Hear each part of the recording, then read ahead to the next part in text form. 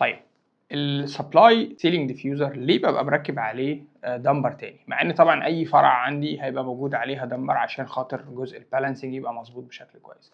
فكره استخدام الدمبر ده مهم جدا في الفاين تيوننج. يعني ايه؟ انا دلوقتي ظبطت وعملت البالانسنج بتاعي من كالشركه بتاعه التست والبالانس وظبطت البالانس بتاعي بالكامل، بس ممكن يفضل فاين تيوننج في الاخر. ففكره استخدام دمبر على المخرج مباشره سهل استخدامه، لان الحركه بتاعته دي بتتم من جوه المخرج. فلو جينا نبص هنا هنلاقي عندنا دراع.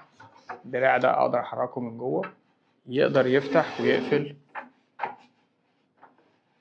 عن طريق التروس دي، يقدر يفتح ويقفل. فبالتالي اللي قاعد من جوه بعد ما يكون حتى ظبط البالانسنج بتاعه ويقدر ان هو يتحكم في الجزء ده، تمام، بحيث ان هو يوصل للفلو المظبوط بتاعه او يظبط الفلو كفاين تيوننج في الاخر. طبعا لا يغني عن الفوليوم دمبر الاساسي اللي بيبقى موجود على الفرع بتاعي او الكونكشنز بتاعتي، بس ده بيساعد جدا في تظبيط الفاين تيوننج الاخير.